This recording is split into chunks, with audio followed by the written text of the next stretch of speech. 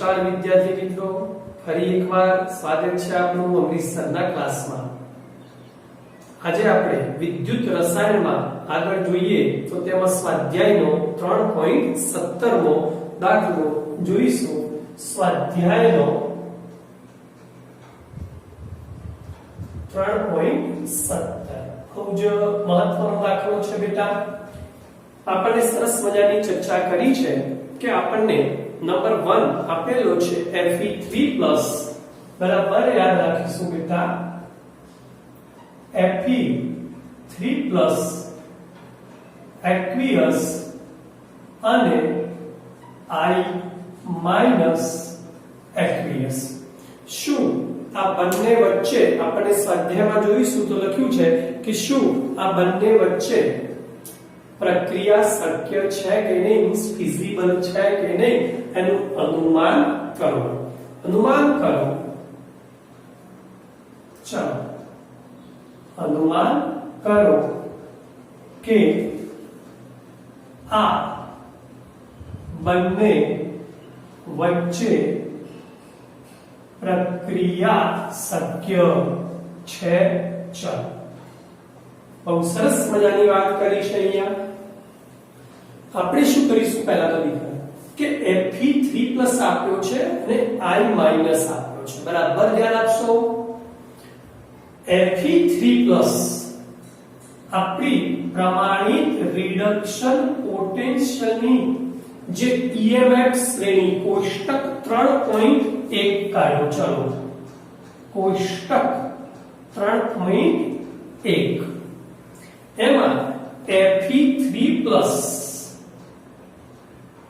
થી Fe2++ electron માટે E0 નું મૂલ્ય જુઓ તો 0.77 લખેલ છે, બરાબર યાદ રાખીશું। Fe3+ માંથી Fe2+ એનો E0 આપણને 0.77 વોલ્ટ આપેલ છે। 3+ છે 2+ છે, એક ઇલેક્ટ્રોન અહીંયા ઉમેર્યો એટલે 3+ માંથી 1 ગયા 2+। ચલો કમ્પ્લીટ।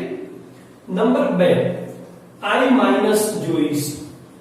ઓકે, I- તો અહીંયા ક્યાંક આપ્યું હશે I2 માંથી I- આપેલો છે, બે ઇલેક્ટ્રોન અહીંયા 2 કરેલા છે। યસ, બરાબર સમજો। જેનું મૂલ્ય 0.54 છે, આનું 0.77 હતું। ફરીથી I2 plus 2 electron it gives 2I- 0.54 volt છે। પણ અહીંયા તો આપણને I- આપેલો છે, મીન્સ આ પ્રક્રિયા આમ લખવાની છે, વિરુદ્ધ। ઓકે, તો શું થશે 2I- it gives I2 plus 2 electron। चलो एनो E0 बेटा बराबर याद રાખશો। मैं તમને પહેલા પણ કીધું હતું કે E0 ઓક્સિડેશન અને રિડક્શન પોટેન્શિયલના મૂલ્યો સમાન હોય। E0 ઓક્સિડેશન પોટેન્શિયલ અને E0 રિડક્શન પોટેન્શિયલના મૂલ્યો સમાન હોય, માત્ર ચિહ્નો જ જુદા હોય। મીન્સ આ પ્રક્રિયા આમ લખીએ તો આ મૂલ્ય થઈ જાય -0.54 વોલ્ટ। ઓકે, ચલો હવે નંબર 2 આપણને જો આની કોષ પ્રક્રિયા માંગી હોય તો કે ભાઈ કોષ પ્રક્રિયા જણાવો, બરાબર યાદ રાખશો। હું આમાંથી કંઈક કહી રહ્યો છું હમણાં। ચલો કોષ પ્રક્રિયા કઈ થાય તો અહીંયા બે ઇલેક્ટ્રોન છે, અહીંયા એક છે, તો આને કેટલા વડે મલ્ટીપ્લિકેશન કરવું પડે આ સમીકરણને દીકરા? 2 વડે। તો 2 વડે મલ્ટીપ્લિકેશન કરો તો બે ઇલેક્ટ્રોન આ બે ઇલેક્ટ્રોન બે ગયા। શું થયું? ચલો કોષ પ્રક્રિયામાં 2 Fe3+ aqueous પેલા 2 મલ્ટીપ્લાય કર્યા ને પ્લસ આ બી 2i minus aqueous it gives શું મળ્યું બેટા i2 plus 2Fe2 plus ચલો આનો સરવાળો કરીશું E07 કરો કેટલો આવે છે દીકરા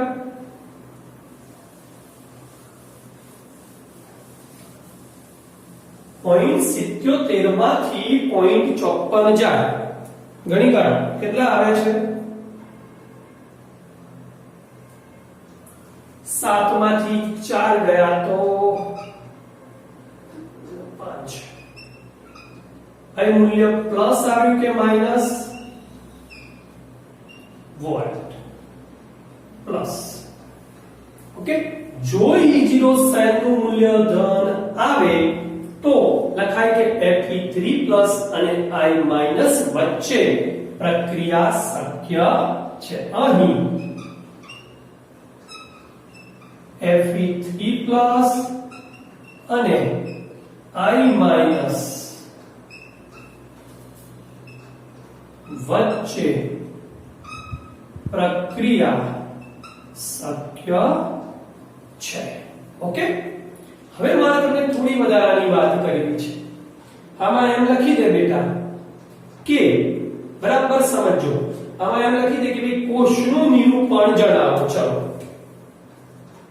હું દરેક દાખલામાં નહીં ગણાવું પછી કોષનું નિરૂપણ સમજાવો કેવું બને તો ફરી એકવાર આ બે ઉપર ધ્યાન આપવાનું બરાબર યાદ રાખશો આ જેનું મૂલ્ય નાનું હોય તે હંમેશા યાદ કરો જેનું મૂલ્ય નાનું હોય તે હંમેશા શું બને એનોડ કે કેથોડ યસ વિચારો બંનેના રિડક્શન પોટેન્શિયલના મૂલ્યો સિરીઝમાં જવાનું જેનું મૂલ્ય નાનું હોય એ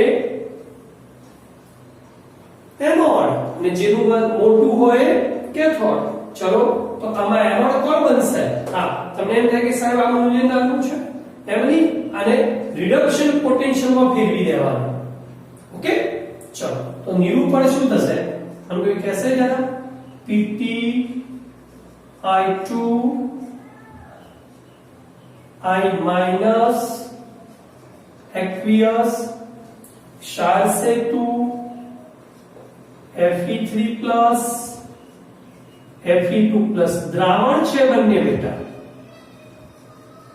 એટલે અહીંયા લખવું પડે Pt ઓકે ચલો આ કોષનું નિરૂપણ થયું હવે નંબર 2 મેઈન મુદ્દો યાદ રાખશો નીટ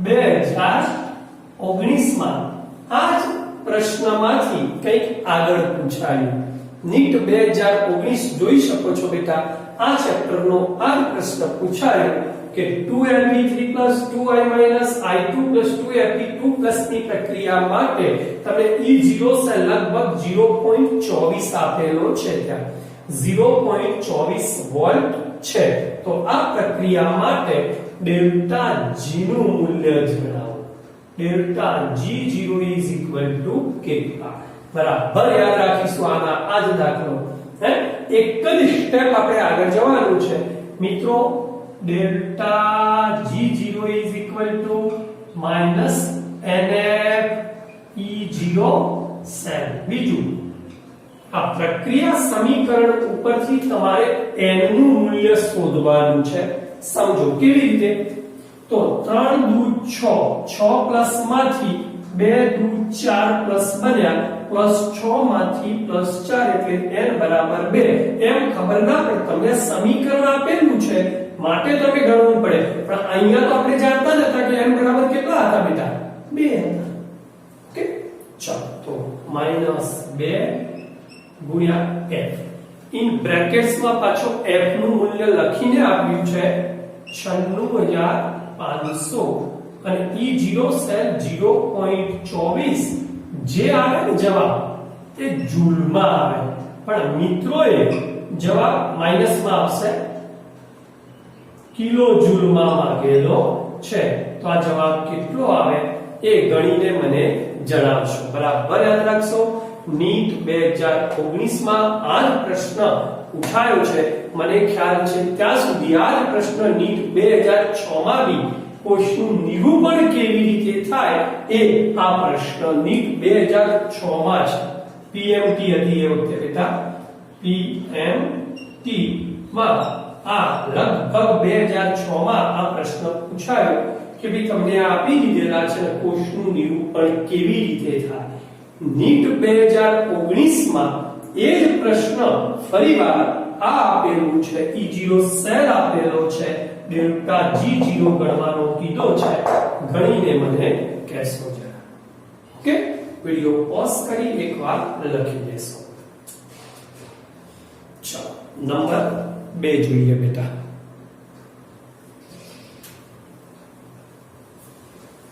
હવે આપણને આપ્યું છે Ag+ અને Cu. હવે આ પ્રશ્ન કેવી રીતે મૂકે કે ભાઈ ચલો કોઈ એક વ્યક્તિ છે એને AgNO3 નું દ્રાવણ એ કોપરના પાત્રમાં ભરી શકશે. ચલો આમ પ્રશ્ન મૂકી શકે. AgNO3 નું સમજી લેજો બરાબર, દ્રાવણ શું કોપરના પાત્રમાં ભરી શકાય? તો નંબર 2 છે આપણો Ag+ aqueous અને Cu solid વચ્ચે અનુમાન કરો કે આ બંને વચ્ચે પ્રક્રિયા શક્ય છે કે નહીં. બરાબર યાદ રાખજો. આજનો ટોપિક એ બહુ જ મહત્વનો છે નીટ જી માટે. ઓકે, ચલો Ag+ અને Cu. તો પહેલો શું જોઈશું? પેલી શ્રેણીમાં ફરીથી કોષ્ટકમાં જાઓ. Ag+ થી Ag નું મૂલ્ય ચલો E0 જોઈ આવીશું. યસ, અહીંયા એક ઇલેક્ટ્રોન શું આપ્યું છે? 0.80 વોલ્ટ. Okay, number 2. હવે જો અહીંયા Cu2+ માંથી Cu આપેલો છે. મેં ફરીવાર કીધું તમને, આપણે Cu માંથી Cu2+ માં આવવું છે, તો મૂલ્ય પ્લસ હોય તો માઈનસ કરીશું. Cu કારણ કે આપણે Cu આપેલો છે એટલે it gives Cu2+ plus 2 electron. ચલો કોષ પ્રક્રિયા E0 કેટલો? જો Cu માંથી Cu2+ 0.34 વોલ્ટ આપેલો, પ્રક્રિયા બદલી એટલે માઈનસ. ચલો 2 ઇલેક્ટ્રોન 1 ઇલેક્ટ્રોન કેટલા વડે મલ્ટીપ્લિકેશન કરવા પડે? આને 2 વડે. ચલો ટોટલી E0 ગણીશું હવે. ઓકે, શું થશે પ્રક્રિયા? કોષ પ્રક્રિયા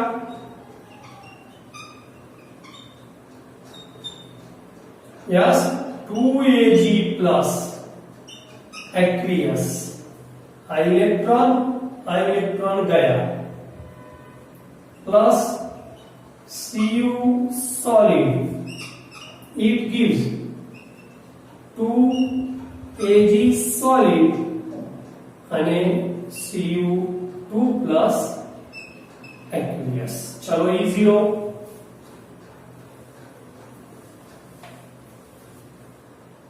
ગણો મિત્રો. E0 80 માંથી 0.46 વોલ્ટ. હવે નંબર 2 બીજી વાત. ક્યાંક તમને એમ થાય કે સરે અહીંયા 2 વડે ગુણ્યા છે તો અહીંયા ગુણતા નથી.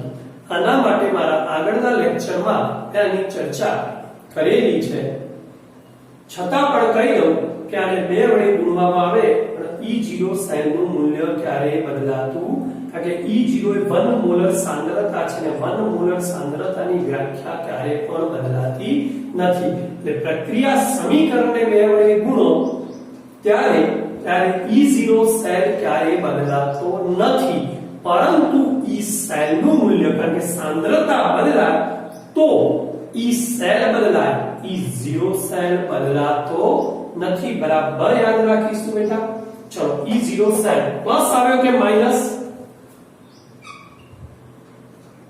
ઓકે હવે શું અનુમાન કરી શકો દીકરા આના ઉપરથી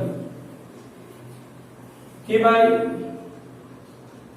Ag પ્લસ aqueous અને Cu સોલિડ વચ્ચે પ્રક્રિયા શક્ય છે ઓકે હવે મારે બીજી એક વાત કરવી છે શું કહેવું છે કે ભાઈ આપણને એક સરસ મજાનું પાત્ર આપ્યું હતું કોપરનું પાત્ર અને એમાં આપણે AgNO3 નું દ્રાવણ ભર્યું મિત્રો સમજી લેજો બરાબર Ag પ્લસ એટલે કોઈ બી AgCl AgNO3 વગેરે AgNO3 નું દ્રાવણ તો મિત્રો શું કહેવું છે કે AgNO3 ના દ્રાવણને જ્યારે કોપરના પાત્રમાં ભરવામાં આવે છે ત્યારે તે બંને વચ્ચે પ્રક્રિયા થાય છે પ્રક્રિયા થાય છે મીન્સ એનું ખવાણ થાય છે માટે ભરી શકાય નહીં આ બરાબર સમજી લેજો મિત્રો કે કોપરના પાત્રમાં ક્યારે AgNO3 ભરી શકાય નહીં બીજી એક વાત આગળ ઉપર જોઈએ છે આપણે કે ભાઈ Ag ના પાત્રમાં કોપર ભરી શકાશે કોપર નું દ્રાવણ આગળ ઉપર જોઈએ છે ચાલો હવે મારે જે કહેવું છે તે આવી ગયો આના માટે ધારો કે 2019 નીટમાં આવો પ્રશ્ન મૂક્યો તો ક્યાંક એકાદ 2 વર્ષ પછી આ પ્રક્રિયા મૂકી દે અને એવું કે ચલો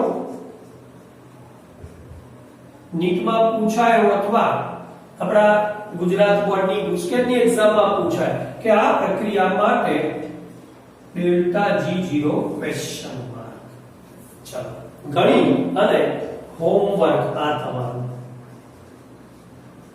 મને WhatsApp ની કરો તો વાંધો નહીં કોમેન્ટ્સ માં લખી દેજો બેટા ચલો હોમવર્ક આ કોમેન્ટ્સ માં એનો આન્સર લખી દેશો હું જોઈ લઈશ ઓકે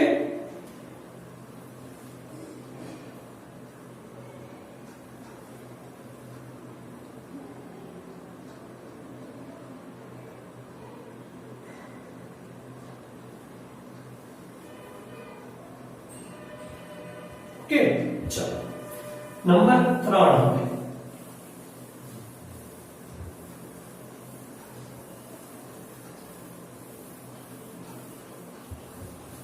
અહીંયા ત્રીજી વાત કરી રહ્યો છું બહુ સરસ મજાની ચર્ચા છે બેટા ધ્યાન આપીશું આપણને કીધું છે Fe3+ અને Br- ત્રીજી વાત Fe3+ અને Br- aqueous અનુમાન કરો કે આ બંને વચ્ચે પ્રક્રિયા શક્ય છે કે નહીં ઓકે ચલો પહેલું ફરીથી આવ્યો Fe3+ પહેલી પ્રક્રિયામાં પણ હતો Fe3+ શું બનાવી દેવાનો Fe2+ આ એક ઇલેક્ટ્રોન aqueous ચલો મને યાદ નથી તમને યાદ છે E0 યસ 0.77 Br- aqueous હવે તમે જ્યાં જોશો તો Br2 માંથી Br- આપેલા છે શ્રેણીમાં જાઓ બેટા કેટલા આપેલા છે 1.09 ની આસપાસ છે ઓકે પ્રક્રિયા વિરુદ્ધ લખીશું 2Br- Br2 લિક્વિડ અને 2 ઇલેક્ટ્રોન. શું થશે? E0 -1.09 volt. કોષની પ્રક્રિયા શું થશે બેટા? કોષ પ્રક્રિયા જોઈ છે આપણે. ચલો, 2 ઇલેક્ટ્રોન, 1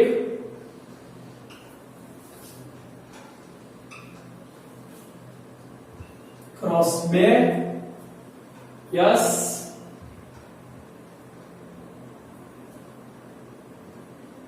શું થશે? Twice Fe3 plus aqueous, 2 Br minus aqueous, Br2 liquid, Fe2 plus aqueous twice. चलो कंप्लीट. E0 सेल गणी दो बेटा. E0 सेल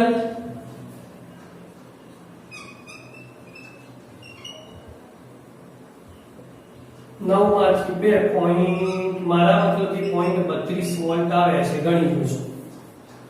ઓકે, 0.32, પણ કેવા માઈનસ આવે છે મારે, તમારે યસ. હો શું કહેવું છે બેટા? હવે Fe મારે વધારે કહેવાની જરૂર નથી, હવે સમજી લેવું. એક્વિયસ અને Br માઈનસ એક્વિયસ વચ્ચે પ્રક્રિયા શક્ય. બોલો, મૂલ્ય પ્લસ કે માઈનસ? માઈનસ. તો શક્ય નથી. ઓકે, ચાલો. આનો વિધેયતા G0 ગણી શકાય? Yes, why not. चलो एक होमवर्क आपको आवाज कमेंट्स में मोकलवानो बेटा. आनु होमवर्क आना कोषનું નિરૂપણ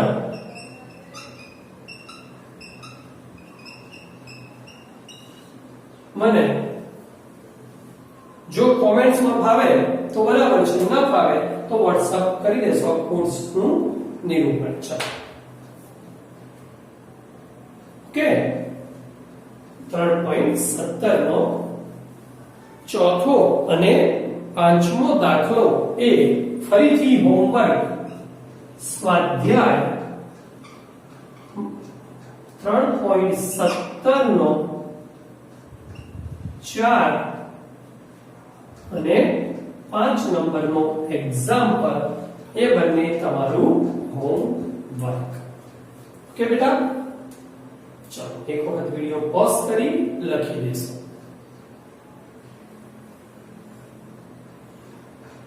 सरस.